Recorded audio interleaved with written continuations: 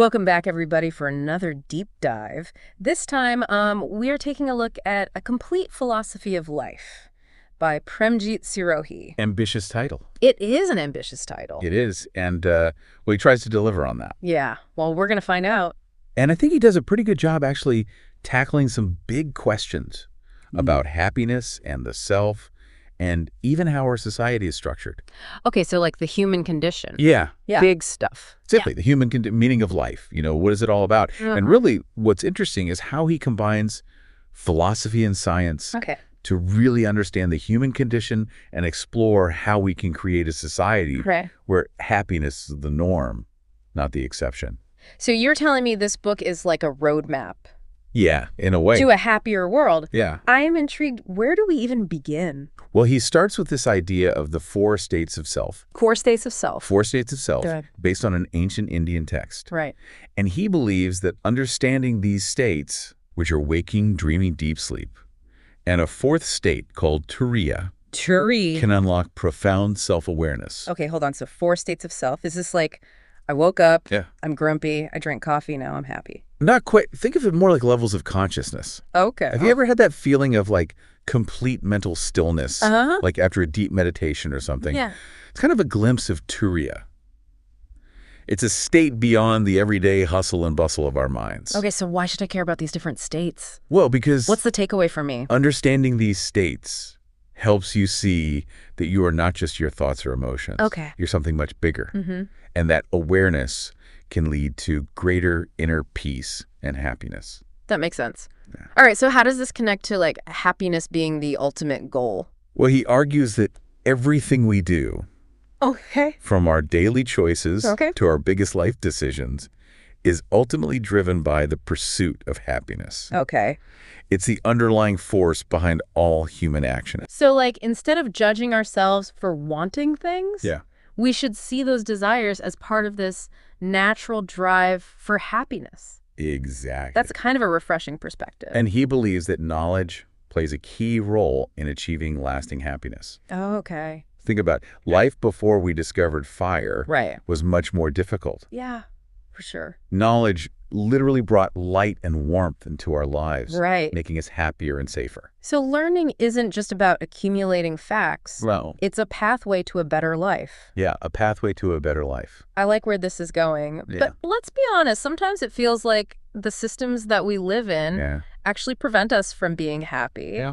Like, who can relax when they're, stressed about work or money or the state of the world? Yeah, you've hit on a major point there. Okay. He is very critical of our current socioeconomic system. Okay. He argues that it actually creates scarcity and inequality, making widespread happiness almost impossible. He's not holding back. He's not.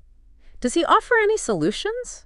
He does. Or is it just all doom and gloom? He proposes What does he propose? a radical new system called a demand-based economy. A demand-based economy. Yeah. Okay. Imagine a world I can't even imagine. where everyone can access the goods and services they need to live a fulfilling life, regardless of their ability to pay. Okay, so now that sounds a bit utopian, Yeah. doesn't it? Yeah, a little bit. How would that even work in the real world? He dives into the details, and he suggests that technology automation and a deeper understanding of human needs Okay. could make it possible. It's a pretty big idea, Sure. but it gets you thinking about how our systems Right. might be holding us back from a truly happier society. So it's not just about individual happiness. Right. It's about creating systems that support well-being for everybody. Exactly. That's a pretty profound shift in perspective. Yeah, and this is where his critique of inequality comes in. He believes that valuing one human above another is a root cause of disharmony and suffering. He actually compares the current system to a pyramid scheme, Yeah. which is everyone's constantly competing Yeah. for limited resources and status, Yeah. which doesn't exactly breed happiness and contentment, does it? Not at all. So where do we go from here? Well, How do we even begin to address these massive systemic issues? he believes education is key.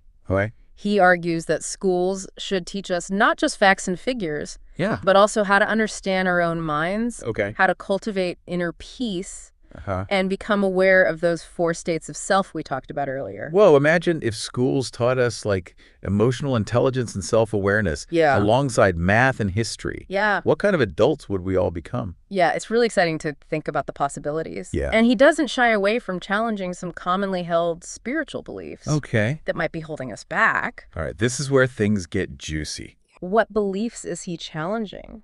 Well, he argues that desires aren't inherently bad. Okay. They're actually essential for life and meaning. Okay. It's not about denying our desires. It's about understanding them. Okay. He also challenges traditional ideas about karma and reincarnation. Okay, now he's really shaking things up. Yeah. These are beliefs that have been around for centuries. Yeah.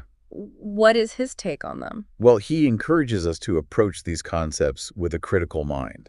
Okay. So, for example, with karma, he questions the traditional understanding Okay. by asking if karma determines our birth. Yeah. What caused the very first birth? That is a really good question. Yeah. He's not just like throwing these ideas out there. He's making us really think critically about what we believe. Exactly. And when it comes to reincarnation, he points out that there's no verifiable scientific evidence to support the idea that our personalities, like our unique set of memories and experiences, are reborn into new bodies. So while there's countless stories and beliefs, he's advocating for a more evidence-based approach. Yeah. Right? It's not about dismissing these beliefs entirely, but rather approaching them with critical thinking. Okay. And a willingness to question. So it's about owning your beliefs instead of blindly accepting them. Exactly. Okay. And this emphasis on critical thinking applies to everything. Okay. Not just spirituality. Yeah. It's about being curious. Okay. Examining the evidence. Yeah. And forming your own conclusions. That's a great message. Now, let's talk about those techniques he offers for exploring different states of consciousness. Yeah. I'm especially curious about this deep sleep meditation he calls Yoga Nidra. Yeah. Yoga Nidra is a powerful practice. Okay. Imagine consciously relaxing your body and mind to a point of deep stillness. Okay.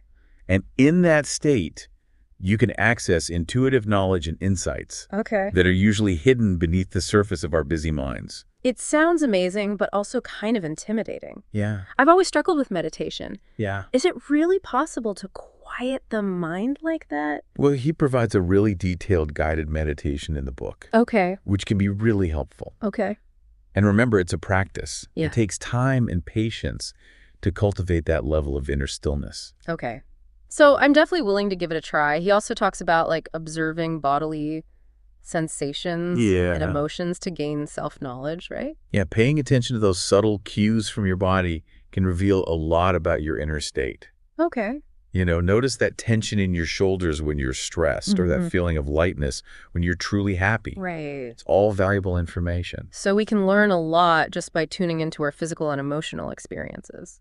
Exactly. Okay. And he also encourages us to analyze our dreams. Yes. Looking for patterns and symbols that might offer insights into our subconscious minds. Yeah, it's like your dreams are these secret messages from yourself. I love that idea. Yeah. And speaking of the self, his description of AM. Okay. The pure, I was really eye-opening for me. Refresh my memory. What was AM again? Think of it as the essence of your being. Okay. It's the space-like consciousness that exists before any thoughts, emotions, or sensations arise. Okay. It's that pure awareness that says, I am, without any need for further definition. So it's like stripping away all the layers of personality, the roles we play, the stories we tell ourselves, and just being present in that pure awareness. Exactly. Okay, that's powerful, but how do we access this AM? Yo. It sounds kind of abstract and elusive. He provides a technique for accessing it. Okay. Imagine peeling away those layers of your personality, all those roles and identities you cling to, until you reach that core of pure awareness. So it's like a mental decluttering process. Getting rid of all the excess baggage. Exactly. And in that space of pure awareness, you can tap into a profound sense of peace, freedom, and interconnectedness. Wow. I'm sensing a theme here, this idea of connecting with our true selves as a pathway to happiness and a better world. You're right. And that connection is central to his philosophy. He believes that understanding our true nature is essential for creating a society that supports the well-being of all. And that is what we'll explore in the final part of our deep dive. We'll see how these personal insights can translate into a vision for a happier, more just, and more sustainable world. Don't go anywhere.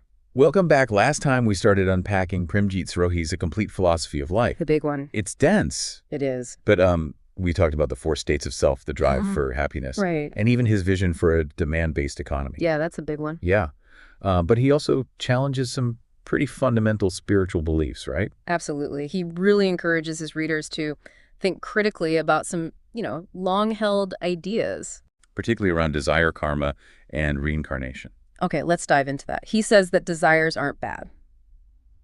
Yeah. Isn't that kind of the opposite of what a lot of spiritual traditions teach? It might seem that way at first, but he argues that desire is inherent to consciousness. Okay. It's the force that drives creation and action. Mm-hmm.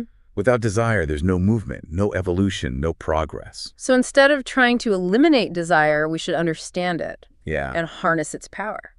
Exactly. Think about it this way. Yeah. Even the desire for a better system, a happier world, right, is what fuels our efforts to create it. Right.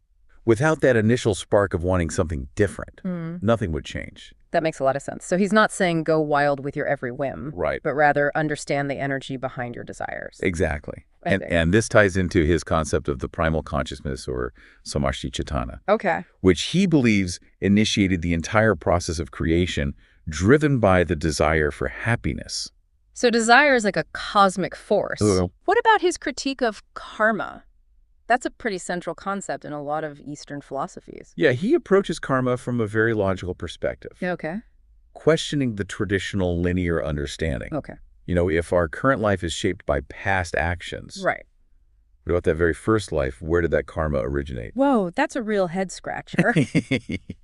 He's really making us rethink these age-old assumptions. Yeah. And regarding reincarnation, he emphasizes the lack of verifiable scientific evidence to support the idea that our personalities, our unique set of memories and experiences, are reborn into new bodies. So while there are countless stories and beliefs, he's advocating for a more evidence-based approach. Exactly. It's not about dismissing those beliefs entirely, but rather approaching them with critical thinking and a willingness to question. So it's about owning your beliefs instead of blindly accepting them. Right. And this emphasis on critical thinking applies to everything, not just spirituality. It's about being curious, examining the evidence, and forming your own conclusions. That's a great message. Now let's talk about those techniques that he offers for exploring different states of consciousness. I'm especially curious about this deep sleep meditation he calls Yoga Nidra. Yeah, Yoga Nidra is a really powerful practice. Right. Imagine consciously relaxing your body and mind to a point of deep stillness, and in that state, you can access intuitive knowledge and insights that are usually hidden beneath the surface of our busy minds. It sounds amazing, but also kind of intimidating. Yeah. I've always struggled with meditation. Is it really possible to quiet the mind like that? Well, he provides a detailed guided meditation in the book, which can be really helpful. And remember, it's a practice. Right. It takes time and patience to cultivate that level of inner stillness. Right, okay. I'm definitely willing to give it a try. Yeah. He also talks about observing bodily sensations and emotions to gain self-knowledge, right? Yes. Paying attention to those subtle cues from your body can reveal a lot about your inner state. Okay. Notice that tension in your shoulders when you're stressed, or that feeling of lightness when you're truly happy. Right. It's all valuable information. So we can learn a lot just by tuning into our physical and emotional experiences. Absolutely. Yeah. And he also encourages us to analyze our dreams. Okay. Looking for patterns and symbols that might offer insights into our subconscious minds. I love that idea. It's like our dreams are secret messages from ourselves. Exactly. And speaking of the self, his description of Aram, the pure I, was really eye-opening for me. Okay, remind me, what was AM again? Think of it as the essence of your being, the space-like consciousness that exists before any thoughts, emotions, or sensations arise. Okay. It's that pure awareness that says, I am, without any need for further definition. So it's like stripping away all those layers of personality, the roles we play, the stories we tell ourselves, and just being present in that pure awareness. Okay, that's powerful, but how do we access this? Well, it sounds kind of abstract and elusive. He provides a technique for accessing it. Imagine peeling away those layers of your personality, all those roles and identities you cling to, until you reach that core of pure awareness. There's like a mental decluttering process, getting rid of all the excess baggage. And in that space of pure awareness, you can tap into a profound sense of peace, freedom, and interconnectedness. Wow. I'm sensing a theme here, this idea of connecting with our true selves as a pathway to happiness and a better world. You're right, and that connection is really central to Sirohi's philosophy. He believes that understanding our true nature is essential for creating a society that supports the well-being of all. And that's what we'll explore in the final part of our deep dive. We'll see how these personal insights can translate into a vision for a happier, more just, and more sustainable world. Don't go anywhere. Welcome back to our deep dive into a complete philosophy of life. We're in the home stretch now. Yeah, we've covered so much with Premjit Sirohi's ideas about the 4 states of self. Right. You know, challenging those traditional spiritual beliefs. It's a lot. It's been a lot. But now let's talk about how all of this connects to creating a better world. Yeah. And one of the biggest takeaways from this book, for me at least, is the power of systems. Okay. He really argues that individual actions are important. Yeah. But ultimately, it's the systems we create that shape our possibilities for happiness. So it's not enough to just focus on our own personal growth. Right. We have to look at the bigger picture. Exactly. And he is very critical of economic systems that create scarcity and inequality. He sees them as roadblocks to widespread happiness. He actually compares the current system to a pyramid scheme. Yeah. Which is a pretty bold statement. Yeah, but when you think about it, it makes sense. Yeah. What does he propose instead? That's a good question. He proposes a demand-based economy. That's right. Where everyone has the right to access the goods and services they need, regardless of their ability to pay. Exactly. It's a radical idea that challenges the very foundation of our current economic model. Okay, that sounds incredibly idealistic. It does. How would that even work, in practice? He dives into that a bit in the book. Okay. And he really believes that by leveraging technology automation and a deep understanding of human needs, we can create a system that prioritizes well-being for all. It would require a major shift. It would. In our thinking. Absolutely, 100%. About work resources. Yeah. You know, the purpose of society itself. Yeah. It makes you wonder, what if we designed our systems to support human flourishing? Yeah. Instead of just economic growth? Right. What kind of world could we create? Yeah, that's the million-dollar question, isn't it? It is, and I feel like that's what Sirohi is urging us to consider in this book. Absolutely. He believes that a happier, more just world is possible.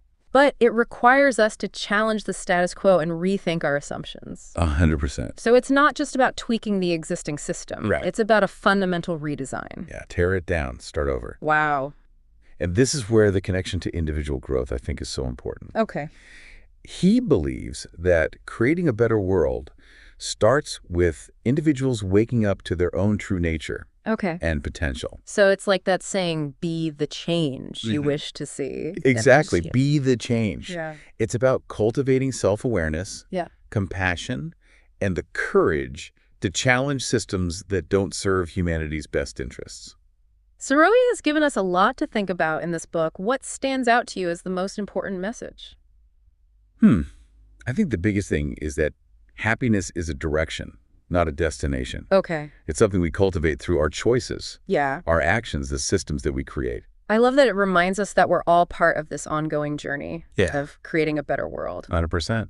For ourselves and future generations, well, that brings us to the end of our deep dive into a complete philosophy of life. What a journey. I know we've explored some really profound ideas about the self, about happiness, and the potential for societal transformation. Absolutely. And hopefully this has sparked some new ideas for our listeners. Well, I hope so. And inspired them to consider new ways of thinking about their own lives. And the world around them. Absolutely. Remember, the journey of self-discovery and world transformation is ongoing. It is. So keep exploring, keep questioning, and keep striving to create a world that reflects the best of what humanity can be. Thanks for joining us.